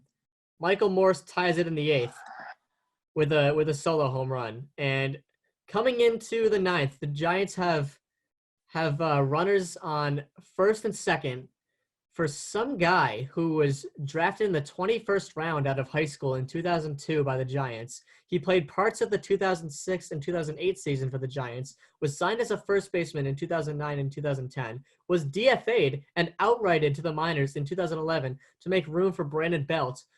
He doesn't play in the majors in 2011. He signs with the Brewers in 2012, signs with the Orioles in 2013 because he was taken off the Brewers 40-man, was waived by the Orioles, picked up the Yankees for 6 days, DFA'd by the Bronx Bombers, signs with the White Sox 5 days after he gets designated, spends all of 2013 in the minors, considered retirement, but decided to play one more season just because why not? He eventually signed with the Pirates, but he got DFA'd by them on April 19th. And he signed with the Giants on April 25th, just on a waiver deal, because why not? He was called up on July 29th because of injuries. And oh, by the way, Mike Morse and Angel Pagan were both injured, even though Mike Morse homered. So he had to play the unfamiliar outfield. And he also had a bad misread on a line drive against the Cardinals in Game 5. And that man is Travis Ishikawa. Play the clip.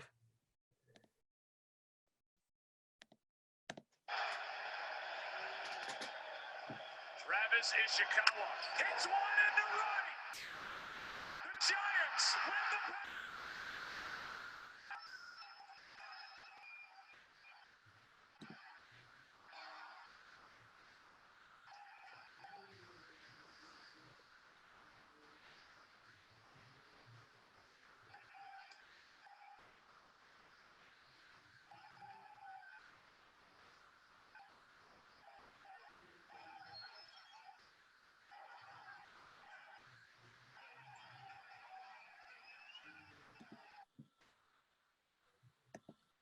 You know, Chris, I've been watching baseball for pretty much my whole life, and I've seen so many things where I just look at my TV and think, I cannot believe I just saw that.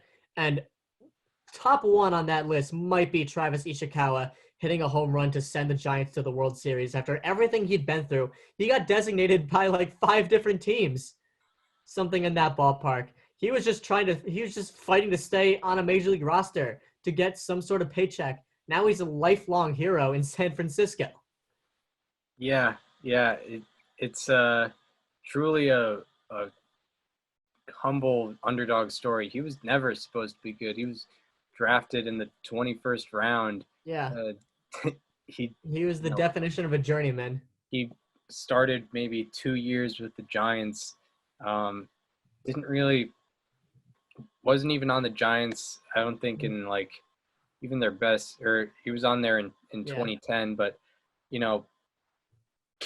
kicked out of his own position by an up and coming star, and comes up when the game matters most with an opportunity to clinch and send the Giants back to the World Series, and that's exactly what he does. So contrary to popular belief, Ishikawa actually did have more than one plate appearance in that series. He actually went 5 for 13 with an 1198 OPS and 7 RBI. Pablo Sandoval had a 400 average and a 1028 OPS. But Madison Bumgarner, of course, won the NLCS MVP, and he deserved it. 15 2/3 innings pitched, 9 hits, 3 walks, 3 runs, and 12 strikeouts. So the Giants are going back to the World Series. They're facing a team that wasn't really supposed to be there. The Kansas City Royals had won all 8 of their postseason games going into the World Series, so they were a tad bit favored going into the series. But the Giants gave them a rude awakening in Game 1 with 3 first-inning runs, and Bumgarner, of course, shuts it down. 7 innings pitched, 3 hits, 1 walk, and 5 Ks. Hunter Pence goes 2 for 3 with 2 walks, a home run, and 2 RBIs. The Giants end up winning the game 7-1. Game 2, bit of a tight game until a 5-run 6th from the Royals erupts the score, and the Royals win 7-2. And Game 3, not the most exciting game, but a 3-2 loss for San Francisco, down 2-1 in the series, kind of a pitcher's duel. And in Game 4, the Giants fall behind 4-1, but they score 1 in the 3rd, they score 2 in the 5th, and 3 in the 6th to extend the lead by 4, which they do in the 7th, and it ends up being a blowout, 11-4. They scored 10 unanswered runs in that game. Game 5, Bumgarner's on the hill, so you already know what's going to happen. 9 innings pitched, 4 hits, 0 runs, 0 walks, 8 Ks, and 117 pitches. A CG shut piece, as Dallas Braden would call it, the first one in the World Series since Josh Beckett in 2003. I don't think anyone's done it since either. Brandon Crawford went 2 for 4 with 3 RBIs. The Giants win 5-0. In Game 6, it was a bludgeoning of the Giants. The Royals scored 7 in the 2nd, and Yordano Ventura, RIP, he shut it down. The Royals won 10-0. So it comes down to Game 7. This is That's it. 2 This words is the in season. sports. The best 2 words in all of sports. The Giants load the bases with no one out and score 2 runs on 2 sacrifice flies. First from Mike Morse, second from Brandon Crawford. They take a 2-0 Game 7 lead. The Royals answer back with Alex Gordon hitting a double that drives in Billy Butler from first. Gordon moved to third on a Moustakas flyout and was driven in by Omar Infante on a sac fly. 2-2. Tim Hudson was starting this game. He was taken out after Alcides Escobar hit a single. He pitched 1 2/3 innings. The Giants brought in Jeremy Affeld, who pitched 2.1 scoreless innings. Highlighted in this sequence was a ridiculous double play turned from Joe Panic to Brandon Crawford to Brandon Belt. And I believe this is also the first replay in World Series history. Yeah, it was the first year of replay. It was. And, yeah, it had to be reviewed. Took 7 games. Here's one up the middle. Panic, what a play. Gets one and safe at first. Unbelievable diving play by Joe Panic to take a hit away and almost get 2. And also to recognize who's running and Lorenzo Cain. If he goes to the glove, that's what he may not get for him. And to the bare hand, can't get a heartbeat. It's almost past the back and the first. It will belong turns. Brandon Belt.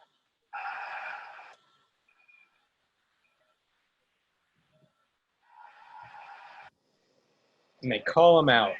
Bruce Bochy with a just about as electric a reaction as you're ever going to see from a manager after a correct replay call on their side. Yeah, and thank God that was reviewed. Yeah. That was a fantastic play. So Sandoval and Pence hit leadoff singles in the 4th, respectively, and Jeremy Guthrie, who started the game, was taken out, and Morse drove in Sandoval to put the Giants ahead 3-2. And after Affeld pitches in the 4th, what do the Giants do? Are they going to go to Petit? Are they going to go to Casilla? No.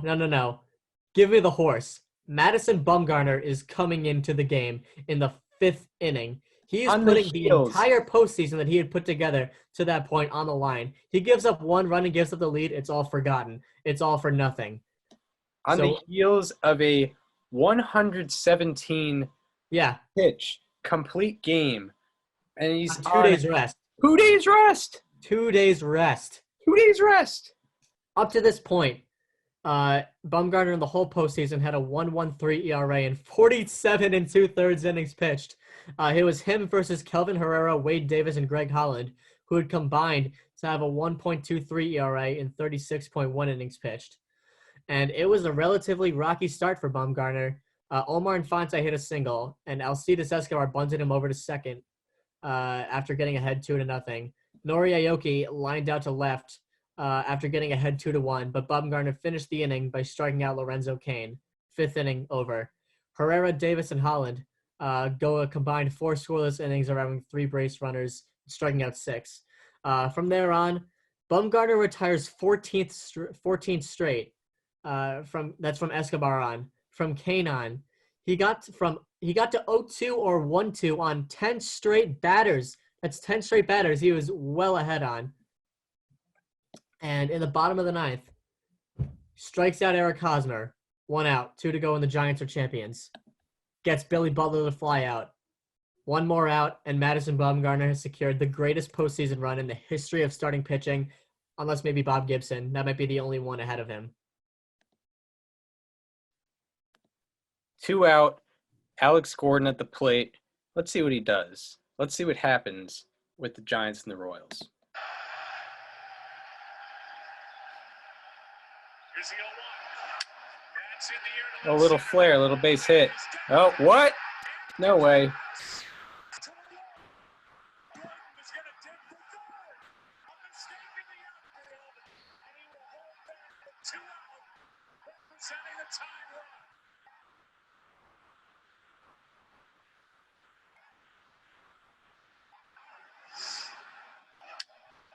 See here, you talk about the mistake. He charged too hard. You're already playing no double. That's exactly what it means. You don't want the ball by him. Off the charge, he got caught in between and with a slip. Allowed the ball to get by him. Right here. Oh, yeah, he would have been out so He hard. would have been out by 50 feet. Like there to this day, people still argue Gordon should have went. There's no chance. If maybe like Lorenzo Cain was up, maybe send him. Not Alex Gordon. That's not the guy. Maybe if Dash from The Incredibles was up, Maybe if somehow Gerard Dyson hit that. Yeah. I don't know how he would have hit that because he was not much of a hitter back then. He was kind of just a base stealer.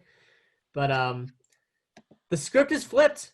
The Giants are now under more pressure than they were. I mean, they were smooth sailing on Bumgarner. So now it comes up to Salvador Perez, the starting catcher, who had already had a walk-off previously in the postseason. He ended the first postseason game with a walk-off. Would he get the storybook ending and finish the last postseason game with a walk-off? Or does Bumgarner secure it? Let's see. The 2-2. Popped out. Send the ball. In foul territory. Giants win. A World Series win for the San Francisco Giants for the third time in the last 5 years. And their hero, Madison Bumgarner.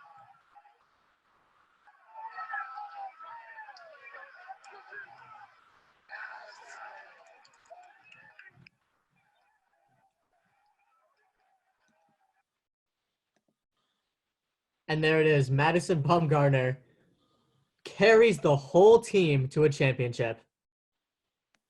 Insane.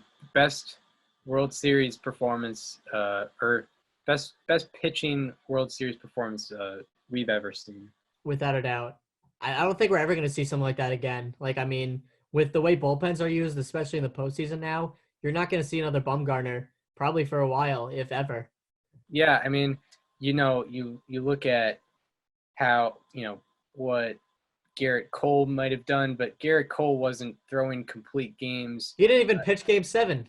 Yeah, he wasn't coming in the ninth, never mind in the fifth inning. Mm-hmm. And he wasn't pitching complete games in the postseason ever. Did Cole have one complete game in the postseason? No. He had like the 15K game, but that was over 8 innings, I think. Yeah, and Bumgarner had 2 of those, and 2 days later, after one of those complete games, pitches 5 innings. Yeah, 5 shutout innings. 5 shutout innings. I think he had 2 base runners too. 2 base runners, 1. Yeah, and he retired 14 straight in the middle. Insane. So let's just get this out of the way. Madison Bumgarner won World Series MVP. It wasn't even close. 21 innings pitched, 9 hits, 1 walk, 1 run, and 17 Ks on the biggest stage. Some offense. Pablo Sandoval hit 429 with a 10.02 OPS and 4 RBI in the Fall Classic. Hunter Pence, the yes guy, 444 average with a 1167 OPS, a home run, 5 RBIs. He also hit safely in all 7 games, and 7 of his 12 hits came with 2 strikes. Jeremy Effeld, one of the pitchers who pitched in Game 7, 5 1/3 innings pitched, 3 hits, 0 walks, and 0 runs. Bumgarner had the best win probability added in World Series history with less than 23 innings pitched. Chris believes, and I believe, it is the greatest World Series pitching performance in the last 110 years. Yeah, and I believe it is the greatest single World Series performance in the last 110 years overall. I would like to argue Barry Bonds had a 1994 OPS in 2002. Yeah, I guess winning team for sure. And I've looked at the win probability added, and the only guy that was ahead of Bumgarner and win probability added, Bob Gibson, I thought was legitimately better and more impressive, I guess by my standards, was Christy Mathewson in 1905. He had 9 complete game shutouts. The third World Series ever. No, three complete game shutouts, 9 innings. 3 complete game shutouts, and I think all the shutouts had like 5 or less hits allowed. Insane. So that was the last time I think anyone was ever better than Bumgarner pitching wise, and I believe it was the greatest single World Series performance we've seen in the last 110 years. You could debate, but it unquestionably. Yeah, it's something you're never going to see again. For the entire postseason, Santiago Casilla, 7 1/3 innings pitched, 2 hits, 3 walks, 0 runs, and 7 Ks. Jeremy Effeld, 11 2/3 innings pitched, 5 hits, 2 walks, and 0 runs. Pablo Sandoval, before walking in free agency, left his first Giants tenure with a good one. 366 average with an 888 OPS. Hunter Pence, a 333, 405, 470, 875 slugging percentage, slash line throughout the whole postseason. Teams hit 6 home runs. The team as a whole hit 6 home runs in 17 games. Only 10 of 58 runs batted in were via the home run. And amazingly, they still actually clinched the World Series on a walk-off home run. Madison Bumgarner went 52 and 2/3 innings pitched, the most innings in one postseason, a 103 ERA, 407 OPS against, 28 hits, 45 strikeouts, 6 walks, the second highest win probability added in the entire playoff run in MLB history. Chris, you have one stat that you want to explain. Yeah, so this is a stat that was used for my high school team last year. It's an A3P. An A3P it stands for after 3 pitches. So it means after 3 pitches of the at-bat, you're either done with the at-bat or you're ahead. You're ahead 0-2 and they fouled it off, or you're ahead 1-2.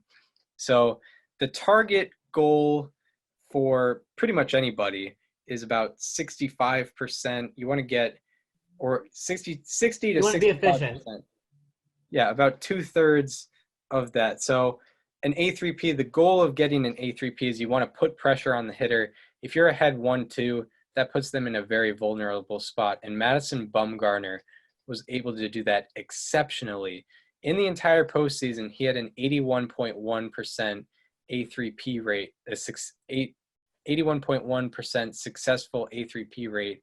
And in a single game, that rate did not get below 75%. Mind you, the target is about 65%. I mean, there's no data on like Fangraphs or Baseball Reference or anything like that. I think that's something maybe they should do, because it really measures the efficiency of pitchers, because getting down 2-1, 3-1, it's really going to mess with you. Bumgarner was having none of that. 4 out of his 5 batters he was getting ahead of, or the at bat was over, and obviously he was getting those guys out as well. That's right. So this team, their legacy was that they were just the epitome of getting it done no matter how. They're definitely not any similar to the current championship teams, where it's like they live off the home run ball, the strikeouts. I mean, like Chris said, they only had 6 home runs in 17 postseason games, and only 10 of their RBIs came on home runs. But what I look at is they show that an entire team can just be carried by one man. That's what they did. As long as everyone else is competent, they can let that one guy in Madison Bumgarner just completely take over and do whatever he wants whenever he wants. Yeah, I mean, this would be a good thing to look at, but I'm wondering what percentage of the playoff innings did Bumgarner pitch for the Giants? I'd imagine it's like I want to hear the World Series innings. I feel like that one would be like even more impressive.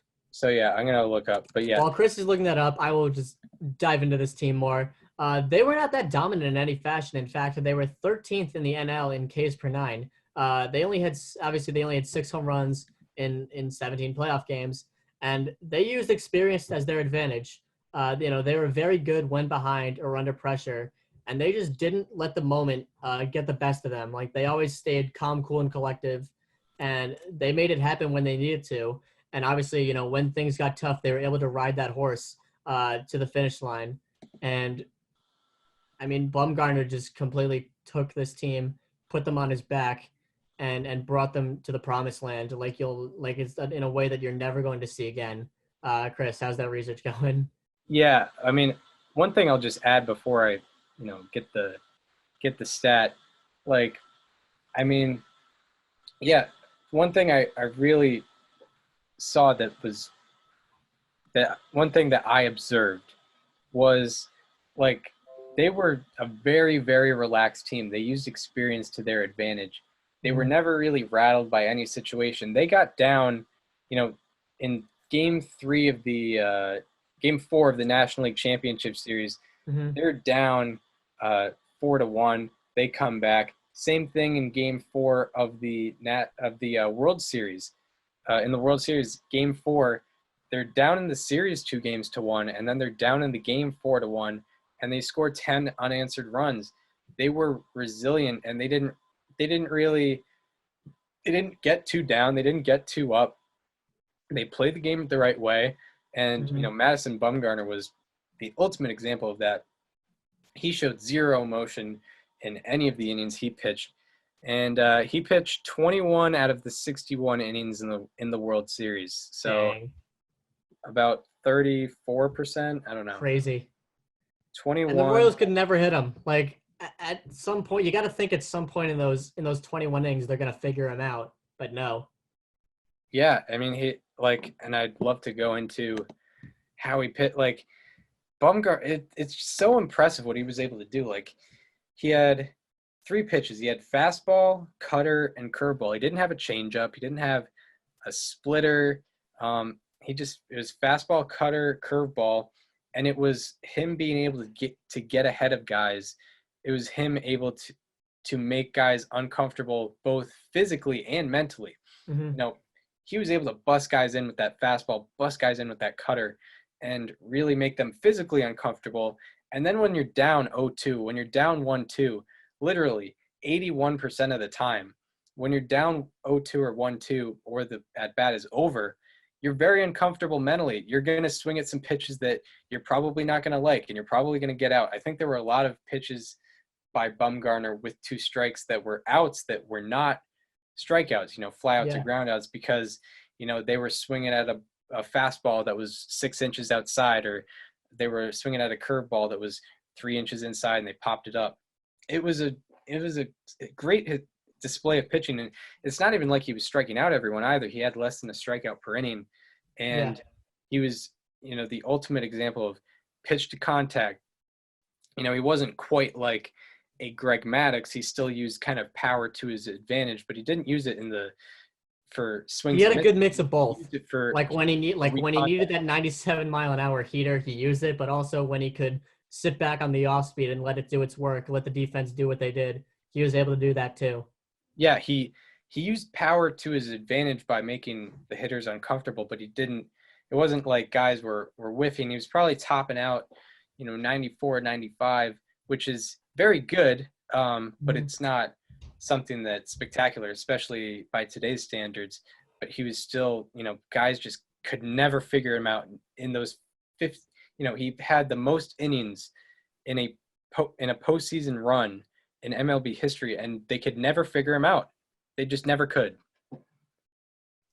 So that is it for the 2014 Giants. You'll never see a better pitching performance in the postseason ever again. Never. Mark my words. Chris, it is time for our favorite part of the show. I believe I picked first. Or no, you picked first last time, so I believe it's my turn. Yeah, I should explain the situation first. By tradition, we never explain it at No, it's always now. It's always now. We're going history-based for this podcast. We've had a radio show. If you're a listener and you're noticing, this is our 7th episode on YouTube and Apple Podcasts and Spotify Podcasts, but it's our 36th overall. We used to just talk about MLB news, but because there's really no MLB news now, we've decided to pick 30 players and 30 teams we want to talk about. I've listed 30 players, randomized the numbers, assigned a number to each player. Daniel will pick a number between, it used to be 1 and 30, and now because we've done a few players, now it's 1 through 25. Daniel has picked 30 teams that he wants to talk about, that we want to talk about, and I will pick a number 1 through 25 because we've done this is going to be our 7th team now, so it's 1 through 25, and whatever number I pick, which is assigned to that team, that's going to be the team we're talking about. Whatever number he picks, whatever player is assigned to that number, we're going to be talking about that player. No themes, just pure randomness with this stuff. Right. So you are picking first, I believe? I am. All right, go I ahead. go with player number 19. Number 19. We're going with the same era. it is Willie Mickey Mantle and the Duke. Mickey Mantle, our first Yankee. Yeah, I mean, this is where we become a non-biased baseball show. Yeah, we are Red Sox fans, but we acknowledge that a lot of baseball history was made by Yankees, and Mickey Mantle was one of the great Yankees. He's not talking about the Yankees, is simply ignoring history, and that's not what we're here for. Yeah, and we'll, and I wasn't even alive during that time, so I had no hatred for them at the time. Mickey Mantle, and he was a big part of baseball culture as well. Willie, Mickey, and the Duke. He's part of that song. That's not the only song he's a part of, because he makes a little cameo in the lyrics of Billy Joel's "We Didn't Start the Fire." Right. He's in the lyrics somewhere, like in the middle of the song. Yeah, one of those guys that was inundated in New York culture, American culture, and baseball culture. That's right. Like, even though Willie Mays was better, he was probably like the face of baseball at the time. All right, Chris, now it is your turn. Number 1 through 25. So, I'm gonna go with number 5. Okay, we are gonna stay on our streak of World Series champions, and I think it's fitting as Red Sox fans. We're gonna talk about a Yankees team. We're gonna balance that out and talk about a team that broke the Yankees' heart, the 2001 Arizona Diamondbacks. Hey, there we go. Couldn't be too pro Yankees. So yeah, we're gonna be talking about and hey, Madison Bumgarner had the second highest win probability added in a postseason run. Is Randy The only Johnson man number above 1? him was Curt Schilling in 2001. Okay, fair enough. Curt Schilling had 2.1 win probability added in the 2001 stretch, and he was definitely better than Bumgarner, which is absurd to think about. So I'm really excited to talk about that. All right, well, it's going to be a good one. Mickey Mantle and the 01 Diamondbacks. Mickey Mantle and the 01 Diamondbacks. Yeah, this is going to be fun. 01 Diamondbacks is a good one. And then Mickey Mantle, there's going to be a lot to talk about. I bet there's a lot of good quotes about him. Oh, for sure. I bet there's some video of him. Him and Willie Mays actually had a home run derby that, I forgot to show. I didn't include it in the prep sheet. Oh, we could do it next week then. We could do it next week because, it's right on topic. So that was the show to be named later. I hope you all enjoyed our episode about Willie Mays and the 2014 Giants. If you enjoyed the podcast, if you want to see all the videos, if you're listening on just Apple Podcasts or Spotify Podcasts, and you want to see the videos we're looking at, go to our YouTube channel, subscribe to our YouTube channel. It is STBNL with Chris Gianta and Daniel Curran. That's right. If you want to follow me on Twitter, it is at Chris_Gianta. If you want to follow Daniel on Twitter, it is at Daniel_Curran. And we will see you next week for our episode on Mickey Mantle and the 2001 Arizona Diamondbacks. See you next week.